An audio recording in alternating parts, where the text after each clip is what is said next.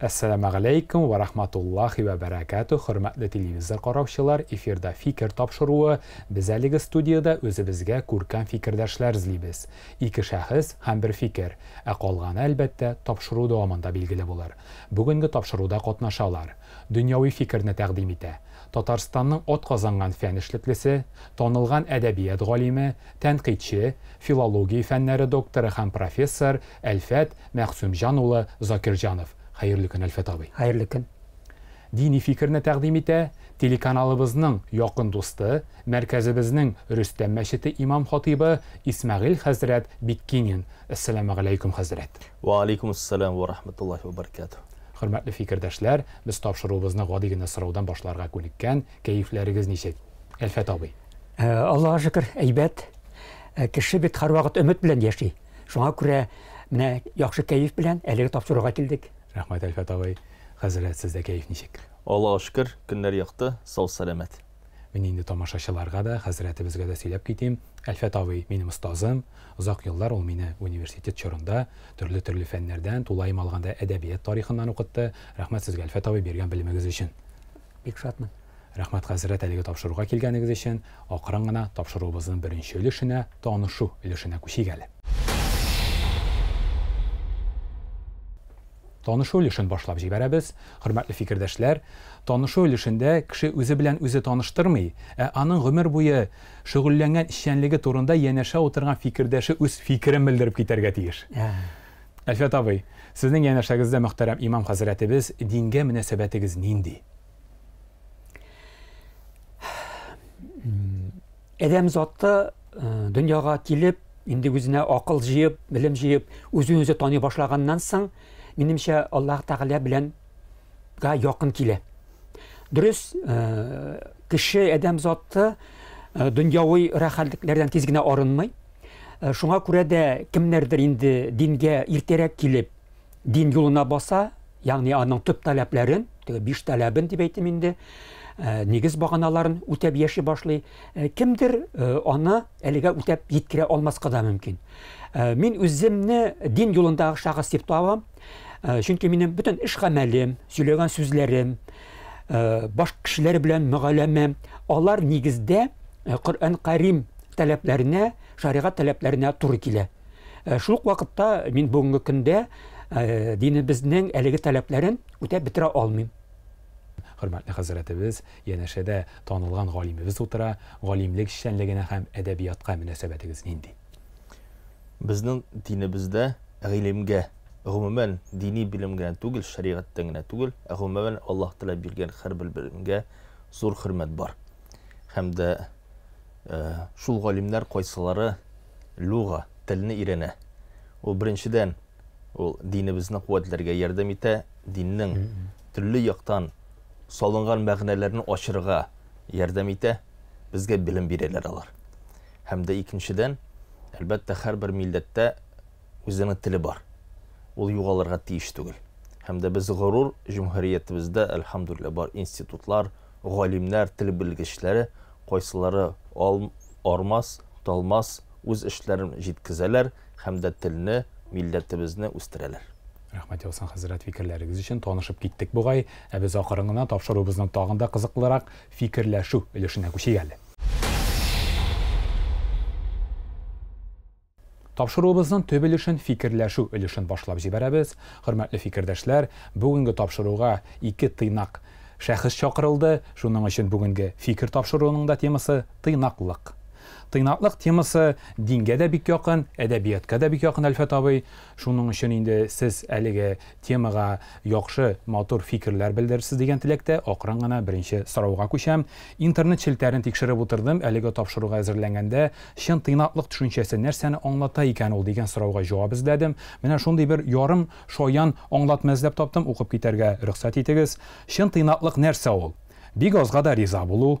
Bir nide sıramau, tişitli kilindir alu hem şatlanu. Nersege şatlanırga, sinikin olmaganlarına. İnternet çilterinde şın tıynaqlıqны xalq şulay anlata. Sizin için hürmetli fikirdaşlar, şın tıynaqlıq düşüncesi nindi anlatmağa iyi? Alfat abi, siz başlap jiberiniz mümkün bulsa galim kişi bularak. Şınlap da mine kişi аның асылын билгели торган әхлакый кыйммәтләр бар. Ул кыйммәтләр халкыбызның бүтән гомере буе дип әйтим инде, гомумән кешелек җәмгыяте тарафыннан җыелып, тупланып килгән. Һәм ул буыннан буынга тапшырылып килгән. Менә шундый кыйммәтләр арасында чынлап та тыйнаклык дигәне бар, һәм ул татар халканы аеруча якын итә, чөнки уларның яшәү рәвеше белән дә бик тыгыз бәйле. Аннан да бирәк бәлки әйтергә мөмкиндер, менә татарны башка милләтләрдән аерып тора торган 3-4 сыйфатны әйтегез әле дип сорасалар, мин шуларның берсе буларак тыйнаклык сыйфатын әйтер идем. Ягъни ул безнең халкыбызга якынрак хас сыйфатларның берсе. Икенче яктан, менә тыйнаклыкка түгел генә җавап бирүнең билгеле бер авырлыгы да бар, чөнки ул аның янәшәсендә булган сабырлык, әдәплелек, күбек сыйфатлар белән бик тыгыз бәйле. Аларның кешенең эш гамәле бу сыйфатлар белән тигез яисә үрелеп бара. Әдәпсез кеше тыйнак та була алмый бит. Шуның кебек инде. Син тыйнак икән, димәк синең турда тыйнак һәм өтердән соң әдәпле дип тә әйтә алабыз без. Тулаем алганда сорауга турдан-туры килгән вакытта тыйнаклылык ул кешенең асылын билгели торган, аның үзен тотышы һәм башкаларга мөнәсәбәтен билгели торган шәхси сыйфатларның берсе. Рәхмәт Әлфәт абый, хөрмәтле хәзрәтебез, сезгә сорау мондый: яулыкта тыйнаклык дигән төшенчә бар. Исламда тыйнаклык нинди урын тота? Тыйнаклыкка ислам дине чакыра. Булсын микән ул гади кеше булсын, фәкир.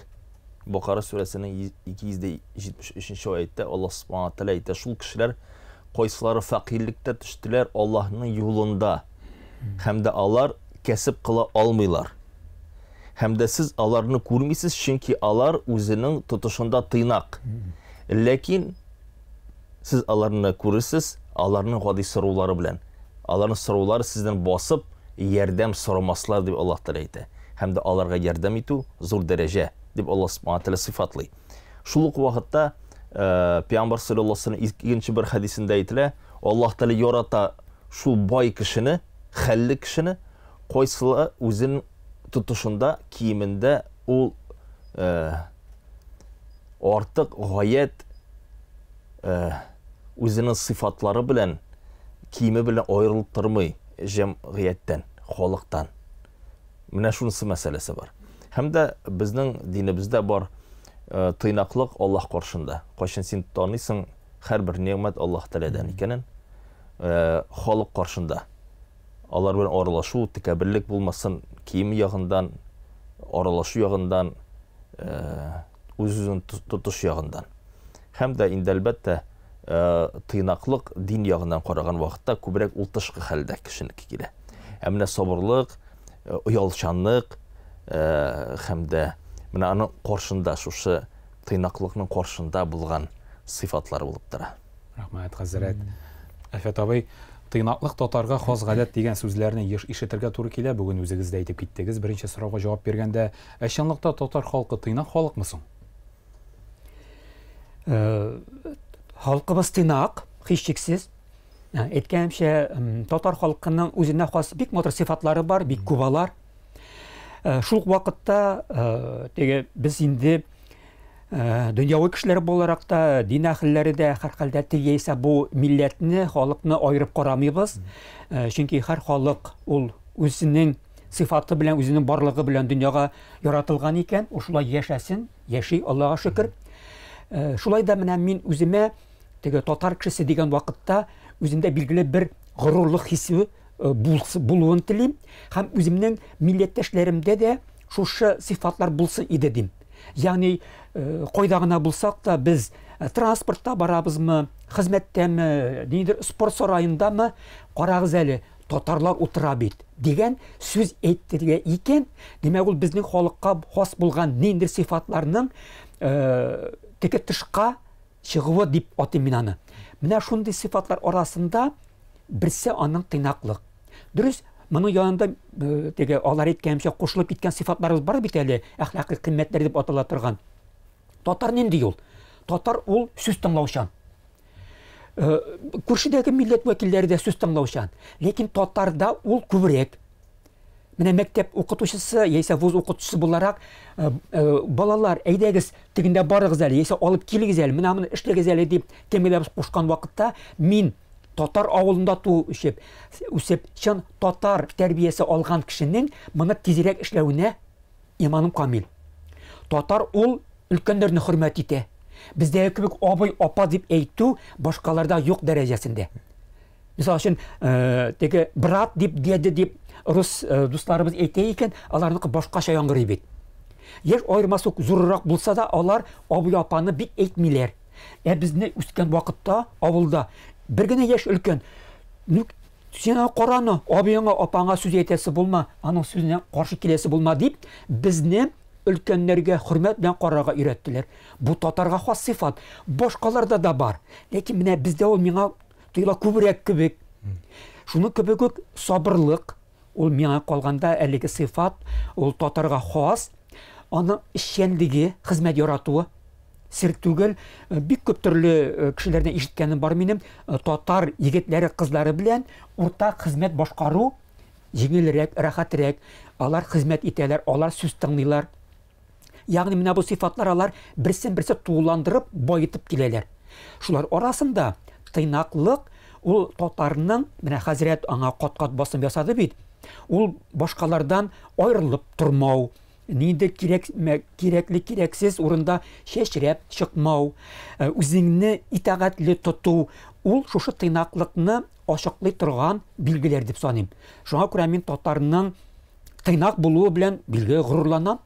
Рәхмәт, Әлфәт абый. Сез үзегез дә бик тыйнак кеше бит, Әлфәт абый.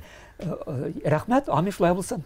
Шулай булсын. Чынлап та минем бер тарих исемә төште Әлфәт абый белән укыган чорларда. Менә аның тыйнаклык дәрәҗәсендә шәхеслегендә күрсәтә. Инде тапшыру алдыннан да мин бу тарихны искә алдым. Мин 4нче курста армия хезмәтенә чакырып алыр вакыт җитте. Һәм мине имтихан көнендә Әлфәт абыйдан чакырып алдылар район хәрби комиссариатына. Мин кайтып китәргә мәҗбүр булдым. Әлбәттә, әзерләнгән идем. Әлфәт абыйга сүз бирдем. Әлфәт абый килеп җитәм. Тапшырам бу көн имтиханны. Чынлап та тирләп пешеп килеп җиттем. Тиз генә ни комиссияны узып, хәрби комиссияны Казанга килеп җиттем. Килеп кердем. 2 генә кеше калган иде.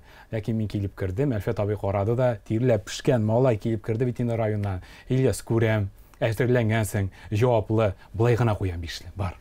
Менә чынлап та Әлфәт абый бу көндә каршыда утыра. Шуның өчен дә мин бик зур рәхмәтле Әлфәт абыйга. Рәхмәт Әлфәт абый шушындай матур ишарәгез өчен. Әлфәт абый, артык тыйнаклык зыян да салырга мөмкин. Бу фикер белән килешәсезме? Килешәм. Беләсезме, менә алдарак әйткәнем бит әле. Әдәбият дин белән тыгыз бәйләнгән кебек, нәкъ менә матур әдәбиятта безнең халкыбызга хас булган иң матур сыйфатлар яклана һәм саклана. Без 1000 еллык, хәтта күбрәк тә татар әдәбияты тарихын карасак, менә хөрмәтле тамашачыларның да күбесе әдәби әсәрләрне беләләр икән.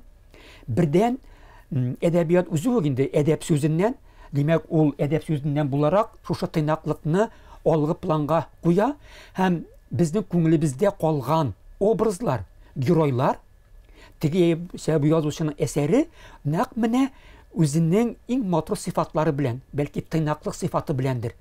Кызгалинең Кыйса Юсуфын гына алыйк. Юсуфның әлеге 12 сыйфаты арасында тыйнаклык мөһим сыйфат буларак тәкъдим ителә. Ягъни бу әдәм затына хас булган, һәм анда булырга тиешле иң күркәм сыйфатларның берсе дип. Аның ул асылын билгеләп торган сыйфат. Икенче яктан, менә синең биргән соравыңда, Ильяс, беләсеңме, нинди тирән мәгънә ята. Сир түгел, мин хәтерлим, авылда туып үскән малай буларак, әти-әни, әби бабай еш кына миңа, улым, тик тор, урынлы урынсыз сүз әйтмә, кеше янында тик кенә утыр, матурына утыр, эндәшмә, сорау бирмә, калкып чыкма дигән сүзне әйтеп, күпме дәрәҗәдә минем, димәк, башыма да сугып торганнар. Һәм менә игътибар итегез, авыл малайларында әлеге сыйфат ул кайвакыт артык тыйнаклыкка китергән.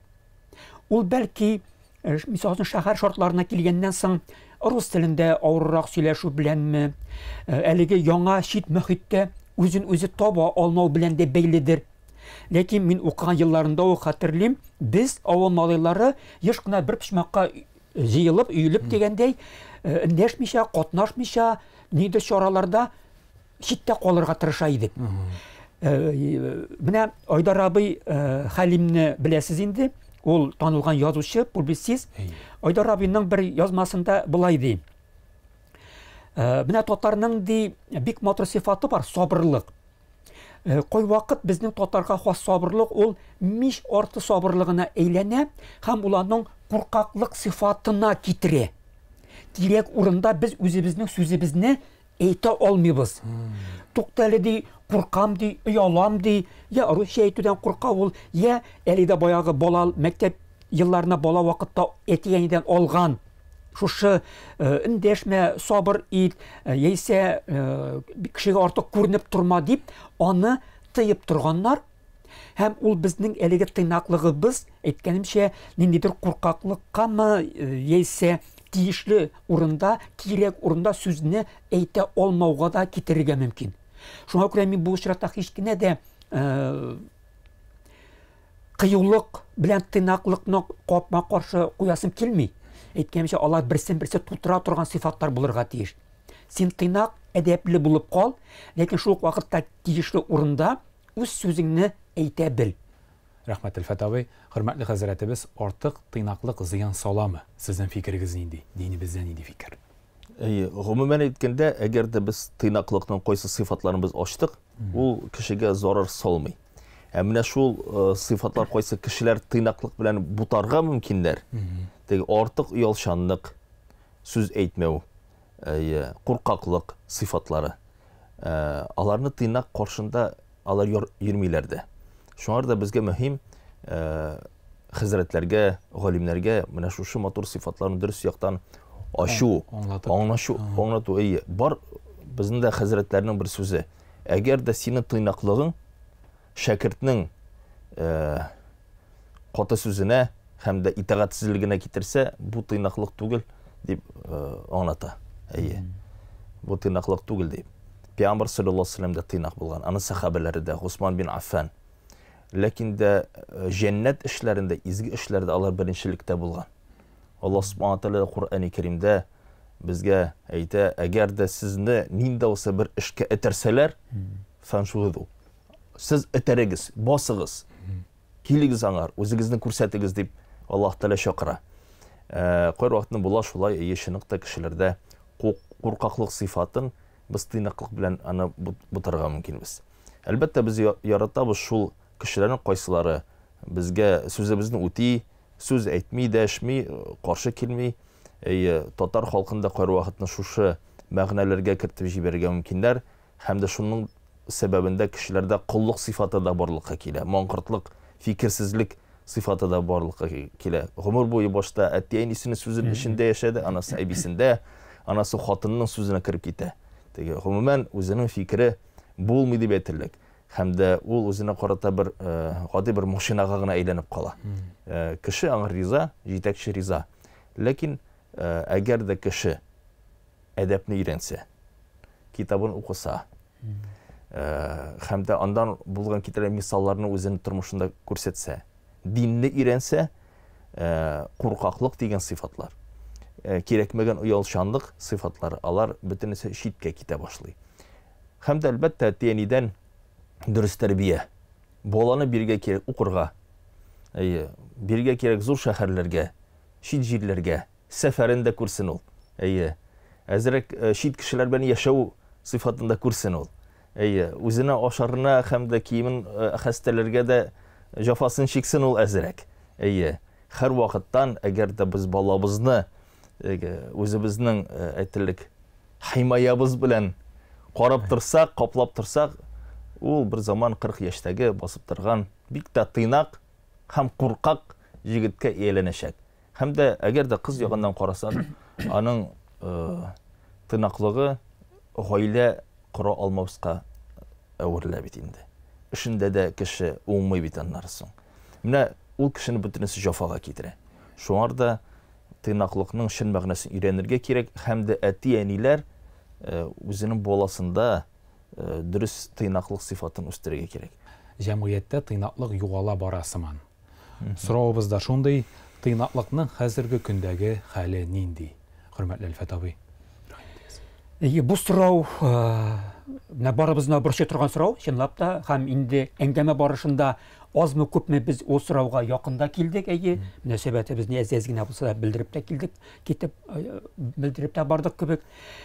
Билгеле, менә без бүгенге көндә камил шәхес тәрбияләү дип мәсьәләсен алга куябыз.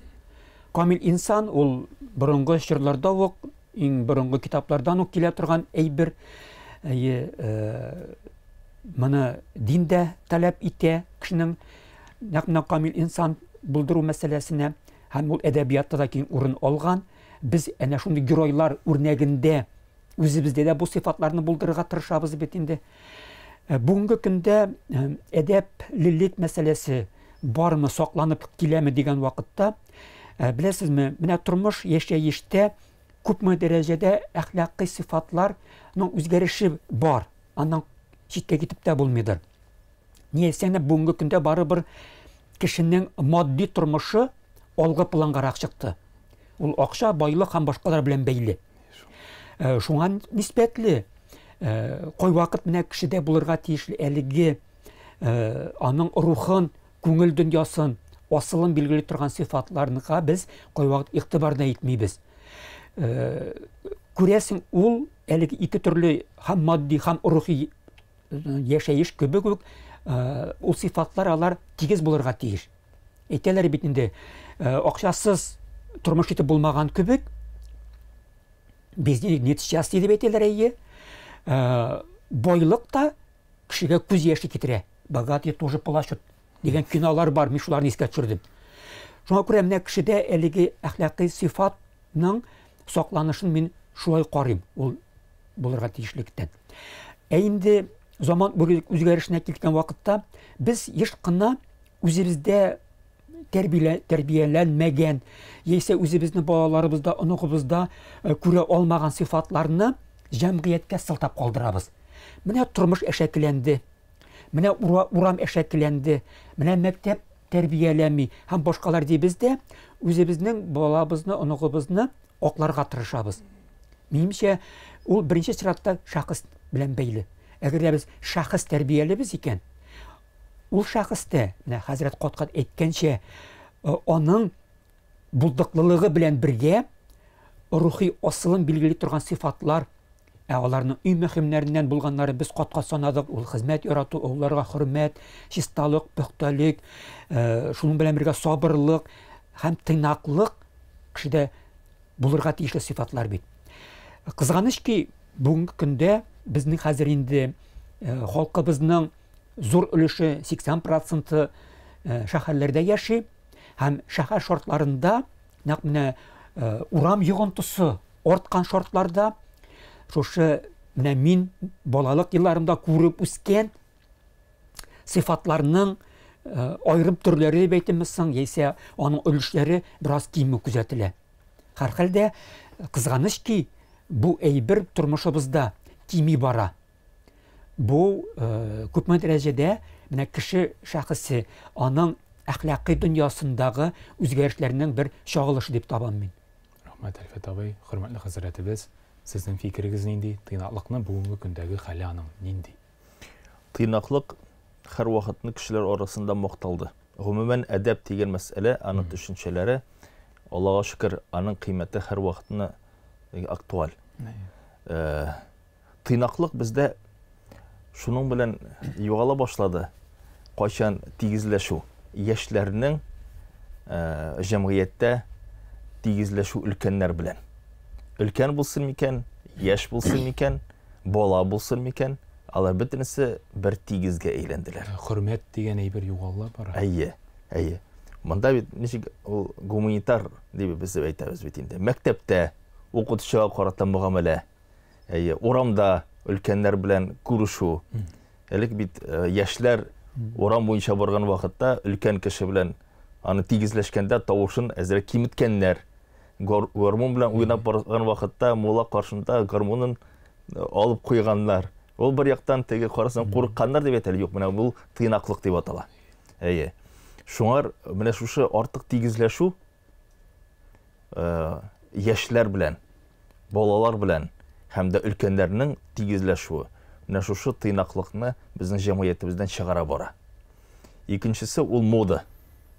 Мода артыннан ку, булсын микән ул машина ягындан, сәгать, булсын микән ул кием ягындан.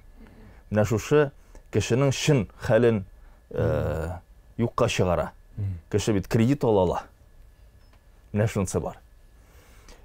Җәмгыятьтә һәр вакытны бай кеше дә булды. Җәмгыятьтә һәр вакытны фақир кеше дә булды.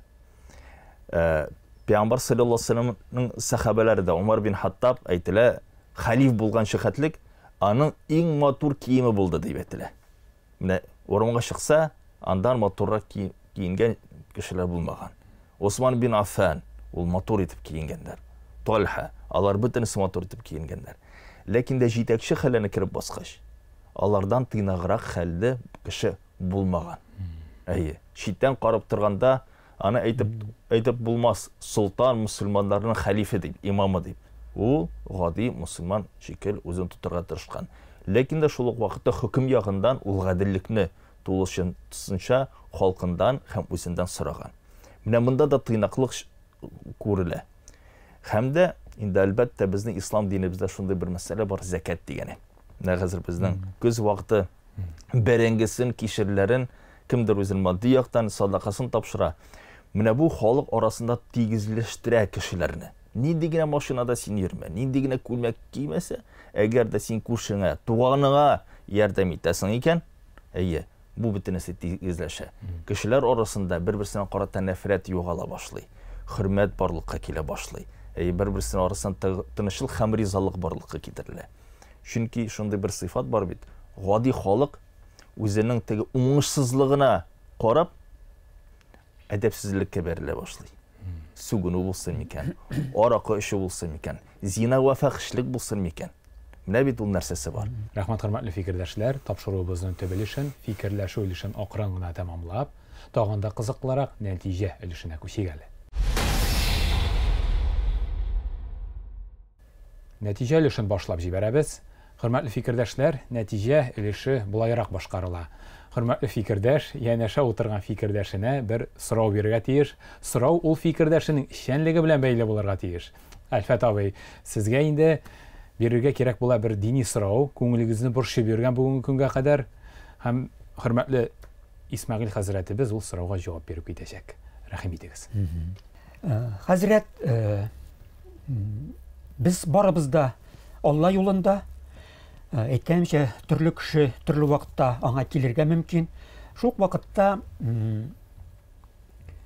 менә дин юлына килеп җитә алмаган, яисә күңелендә ниндидер бер икеләнүле халәттә булган кешеләр бар. Аларны мәҗбүр итү, яисә теге вагаз укып кына да китереп булмый. Шул вакытта айрым дин әһелләре менә очрашуларда, мәҗлесләрдә кайвакыт ачуланалар.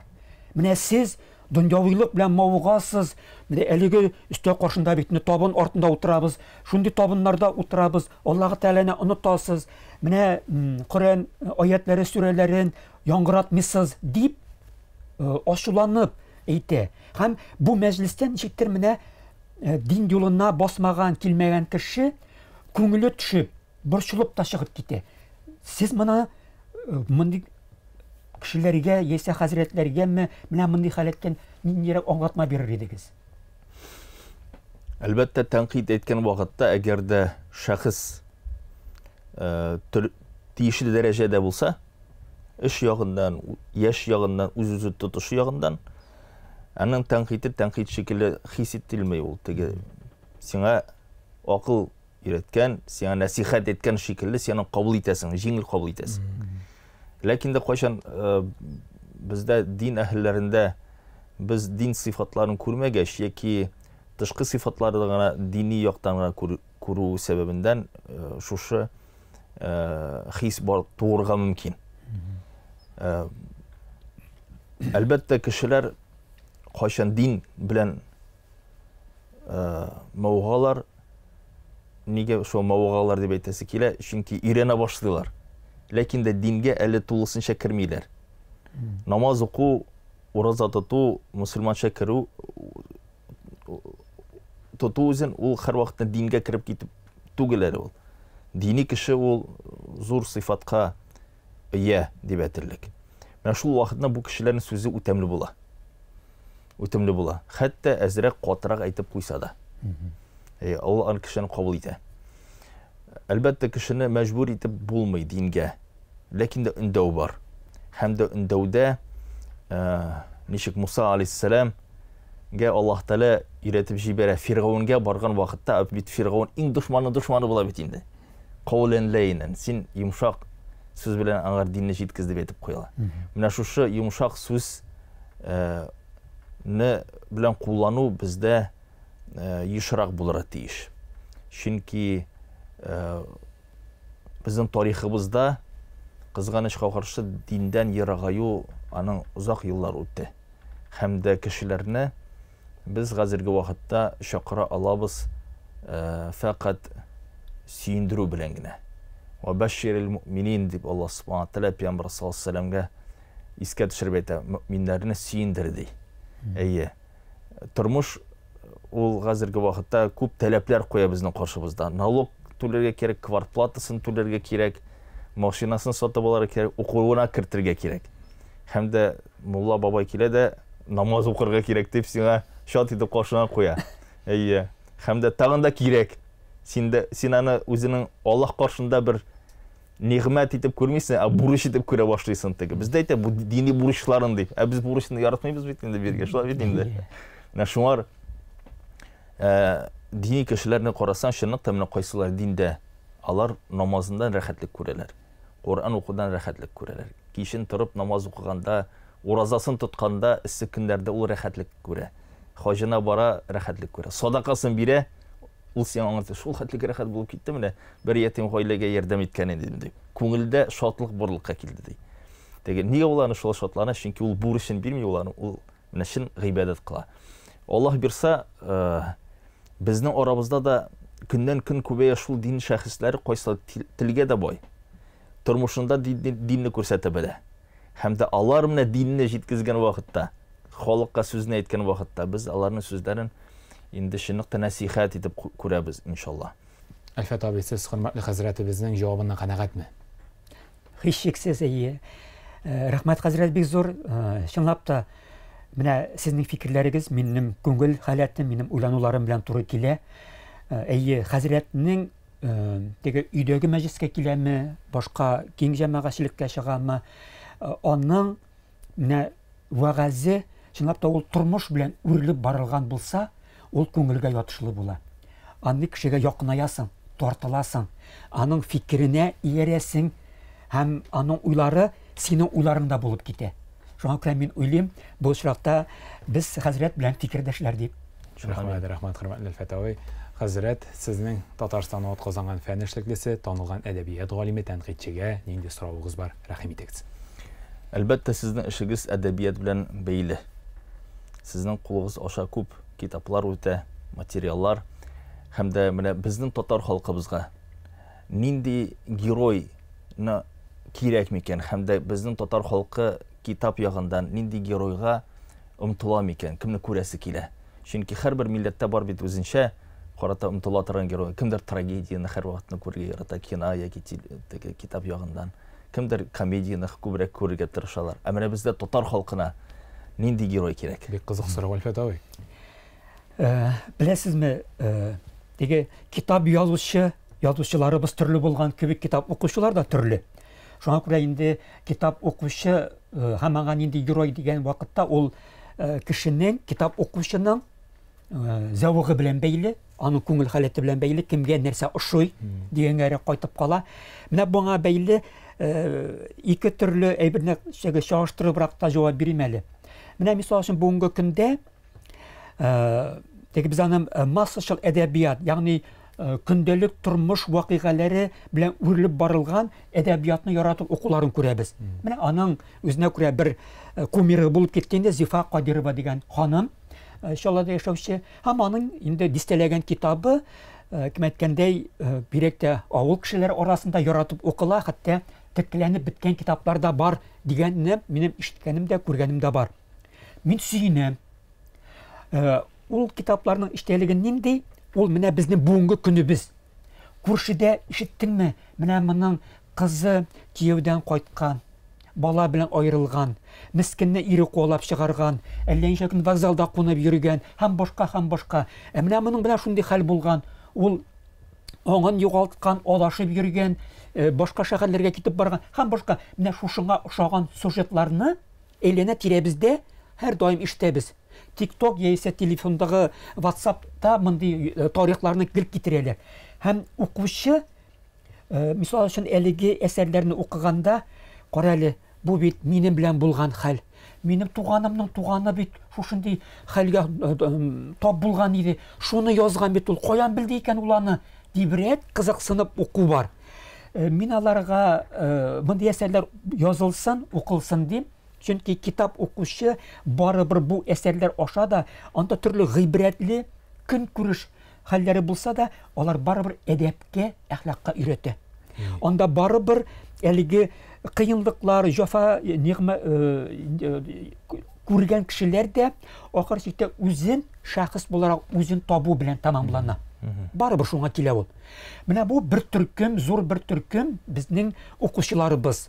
Мондыйларның бар икәнен беләм. Ягъни аларга менә шул үзенең әйләнә тирәсендә булган заман кешесенең әдәби образын күрәсе килә. Мин күргән, ишеткән хәлләрне. Мисалын, рус әдәбиятны да шундый ул, төп телевизион каналларны карасак, андагы сериаллар ул шундыйрак. Аларның игешеге юк, аларны көн сайын язылып торырга мөмкин ул, һәм көн сайын аны куярга мөмкин. Шул ул полиция хезмәткәрләре турындамы, яисә ниндидер авыр хәлләргә юлыккан байлармы, аларның хезмәтчеләре турындамы, даими барган сериалларны игътибар итсәк, алар шуның бер чагылышы. Шул вакытта, беләсезме, менә мин җитди әдәбиятта мин үзем нәрсәләрне күрәм. Менә кеше булып кала алган, төрле кыенлык, авырлыклар ашамы, җиңеллекләр ашамы үткәндә дә үз шәхесен саклаган олы бөек гуманист образын мин күрер идем мин. Менә киң катлау укучыларга тормыш фәлсәфәсен үзенә сеңдергән геройлар. Менә мисал өчен соңгы вакытларда күңелемә сиңеп калган геройларның берсе буларак, әйтик, Зөлфәт Хакимның бер романында, ул роман конкурста беренче урын алды, шундый герой бирелә. Сугыш шартларында немец әсирен үзебезнең тылга алып барган вакытта бу әсирне ул чит кешеләрдән, бандеровчылардан саклап кала. Мөмкинлек булгач аңа ашата. Ул да кеше бит ди, әсир, душман, ул үтерүче булса да, ул да кеше бит дигән күңелендә сыйфаты туа. Шундый шарт хәл килеп туа ки, әлеге әсир аны үзен коткара. Тылда адашып калган бер зур немец отрядына юлыгалар, һәм шунда ул бу монда кеше юк дип, дигән немец әсире инде бу совет солдатын, татар солдатын читкә җибәреп, үзе тегеләр каршына китә һәм аның гомерен саклап кала. Ягъни үлем шартларында да, сугыш шартларында да, бер-беренә душман булу шартларында да кеше булып кала алу, олы гуманист булып кала алу, бу чын кешеләргә, адәмнәргә зат сыйфат. Менә мин моны заманда, бүгенге көндә укучыларыбыз көткән һәм ул уйланырга этәргән, бер төрле генә кайвакыт җавап биреп тә булмый торган, ләкин яшәешнең төрле яклары турында уйланырга этәргән фәлсәфи, шундый үзенчәлекле геройлар, шуларның бер әдәби образы чагылышы дип табам. Әнә шул рәвешле укучы төрле булган кебек, язучы төрле булган кебек, китаплар төрле булган кебек, Аллага шөкер, бүгенге көндә укучыларыбыз да бар. Бары тик аларны, китапларны укырга кирәк. Мин һәм тамашачылардан татар әдәбияты юк, аның геройлары юк дигән сүзне ишетәсем килми. Рәхим итегез, бар алар. Әдәби журналларыбыз, китап кибетләрендә кирегез, алып карагыз. Аннары Алла бирсә үзара бәхәсләшербез. Амин. Рәхмәт, хөрмәтле фикердәшләр. Рәхмәт бүгенге тапшырырга вакыт табып килгәнегез өчен. Хәерле һәм имин, матур нәтиҗәле эшләр булсын. Амин, шулай булсын. Үзегезгә бик зур рәхмәт. Сезгә дә эшегездә уңышлар телибез. Амин, шулай булсын. Без, хөрмәтле телевизор караучылар, сезгә бүгенге тапшыруны вакыт табып караганыгыз өчен рәхмәтебезне белдерәбез һәм бүгенге тапшыруда кабаттан кемнәр катнашканын исегезгә төшерәбез. Дөньяви фикерне тәкъдим итте. Татарстанны атказанган фән эшлеклесе, танылган әдәбият галиме, тәнкыйтьче, филология фәннәре докторы, профессор, минем остазым Әлфәт Мәхсүмҗан улы Закирҗанов. Dini fikirni təqdim etdi. Telekanalımızın yaxın dostu, mərkəzimizin Rüstəm Məşəti İmam Xatibi İsmail Həzrət Bikkinin. Biz sizin bilən hörmətli televizor qaraşılar, kiləsi uçraşularga qədər deyib sağ ollaşabız. Assalamu alaykum və rəhmətullahi və bərəkatuh. Sağ olunuz.